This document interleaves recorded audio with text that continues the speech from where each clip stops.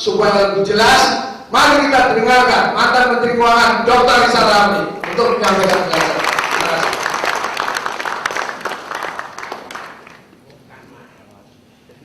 Assalamualaikum warahmatullahi wabarakatuh. Waalaikumsalam warahmatullahi wabarakatuh. Saya nggak nyangka bulan puasa suasananya seperti ini.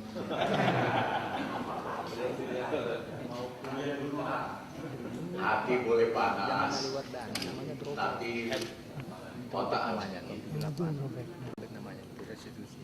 Nah, memang kita sekarang di persimpangan jalan bangsa kita. Apakah kita akan biarkan terus makin lama makin merosot, makin lama makin dikuasai oleh para bandit, atau sehabis lebaran ini kita ubah, kita lakukan perubahan supaya Indonesia bisa jadi bangkit menjadi besar. Karena kalau kita biarkan terus, ini betul-betul jadi negara bandit. Mau jadi anggota DPR mesti nyogok, semua mesti sogok, begitu terpilih harus balikin uangnya, akhirnya seperti lingkaran setan. Tidak mungkin sistem yang begini ini itu akan bekerja buat rakyat dan bangsa kita. Dan juga adalah mimpi kalau kita harapkan perubahan itu akan datang dari gedung parlemen, gedung DPR, karena mereka merupakan bagian dari masalah. Sama mimpinya kalau kita harapkan perubahan itu akan datang dari pemerintah, karena mereka bagian dari masalah. Saya nggak kebayang bingungnya Presiden SBY. Kalau Nasruddin nyanyi terus, Anas harus dipecat, Donny Allen harus dipecat, lain-lain. Nah, nanti kalau dipecat nyanyi lagi kayak Nasruddin kayak apa jadinya? Itu yang membuat dia bingung.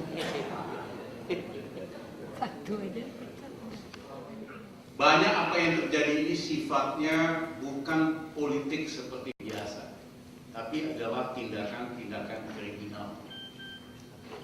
Kasus Senturi itu kasus kriminal. Kasus kekalahan Khofifah di Jawa Timur itu kriminal. Karena pelaku-pelaku utamanya datang semua sama saya 2 bulan yang lalu, cerita apa yang sesungguhnya terjadi. Kasus manipulasi DPT,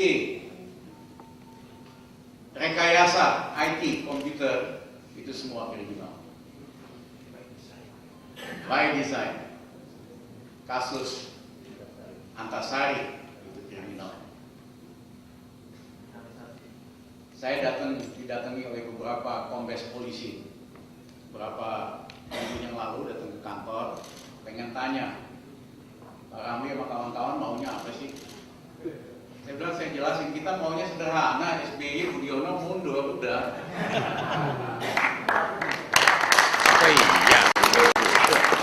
Tetapi saya minta polisi harus dan jangan sampai ikut kapal yang tenggelam.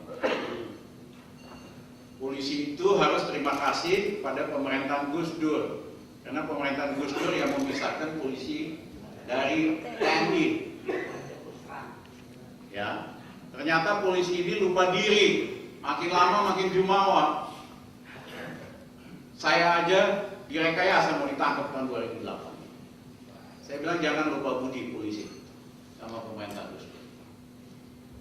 Yang kedua, polisi memang wajib kalau terjadi sesuatu menjaga jangan sampai ada konflik antara yang ingin perubahan dan yang ingin mendukung status quo. Tugas utama. Yang kedua, menjaga keamanan keluarga SBY.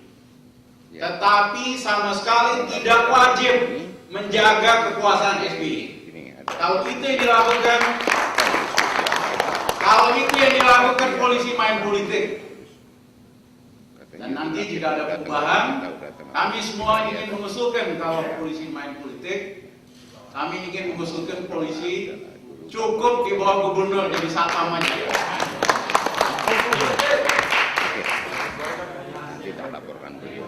Demikian juga dengan teman-teman tentara yang aktif, kalau yang pensiunan sih sudah sama kita ingin perubahan secepatnya.